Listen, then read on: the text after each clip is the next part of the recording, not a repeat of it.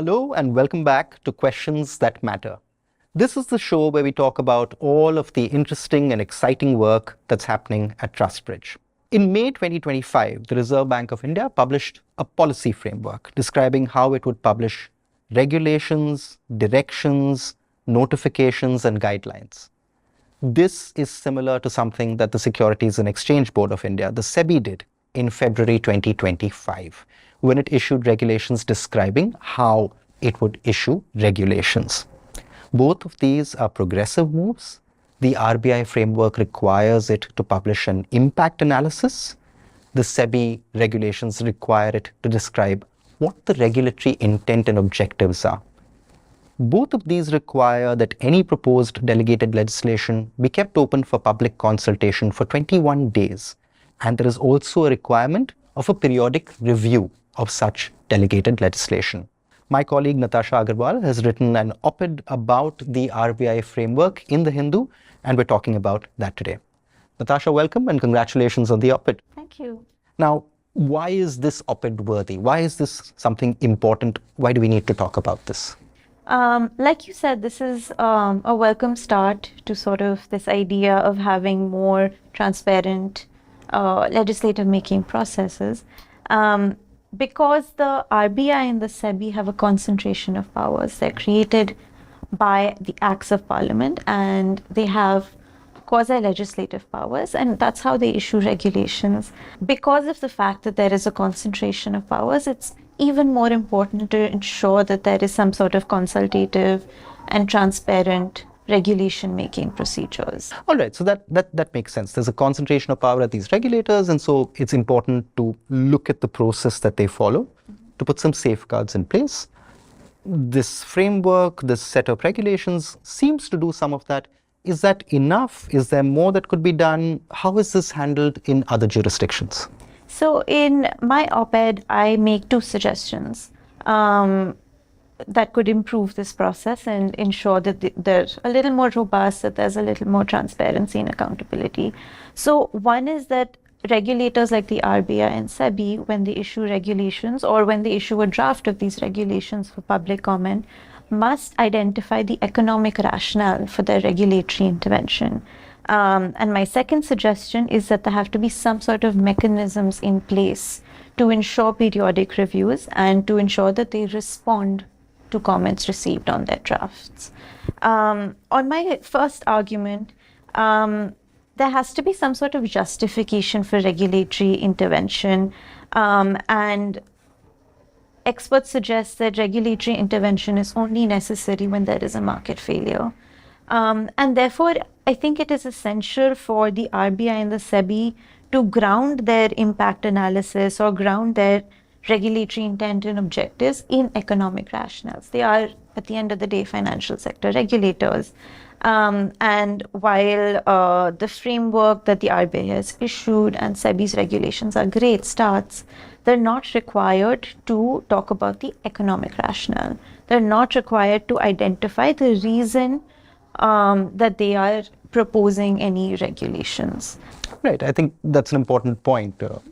It's something that's well established in economic theory that regulation is required only in the case of market failure, and that too not in all sorts of market failure, but in particular instances. And so therefore, if a regulator wants to intervene, it should tell us why that regulation or why that intervention is necessary in economic terms. And this is something that has been suggested before. So the FSLRC said that laws must be defined in terms of their economic purpose. And you asked about other jurisdictions. We do see this happening in other jurisdictions. So in the US, regulators must undertake a cost-benefit analysis before proposing any regulation. They also must look at alternative approaches and look at what approach would constitute the least burden. And then finally, in the EU, there must be an impact analysis that involves identifying the problem and looking at possible solutions. So this is not an entirely new framework. It does happen in other jurisdictions. Right. And so I think there's an important point to be drawn out from there.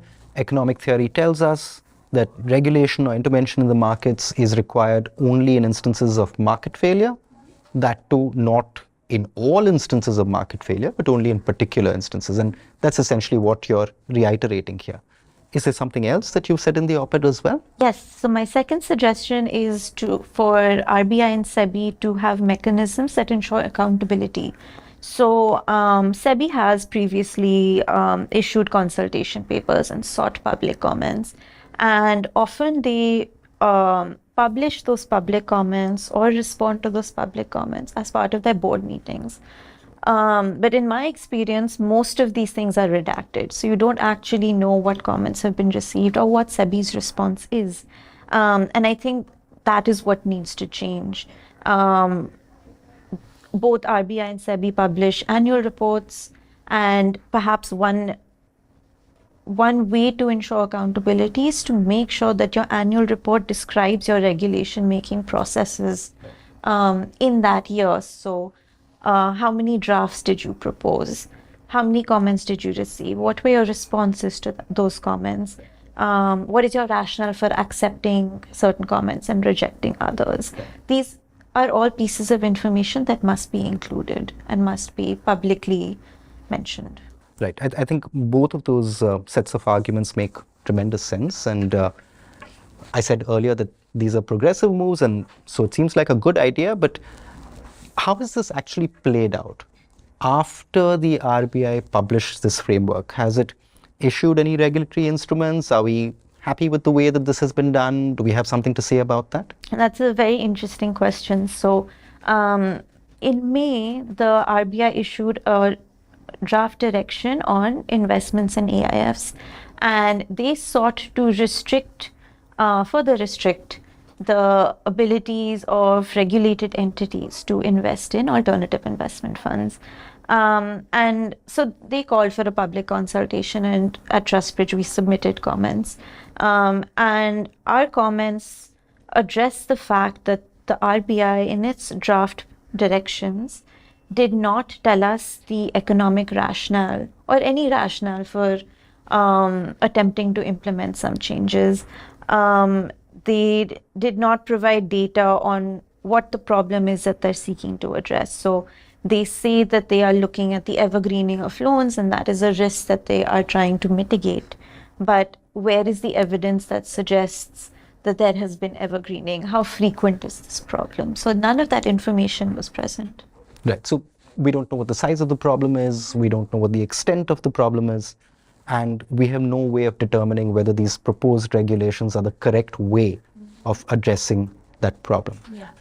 Thank you very much, Natasha. I think we can both agree that these are welcome moves. The regulators are declaring publicly that they will hold themselves accountable when they are using their quasi-legislative powers.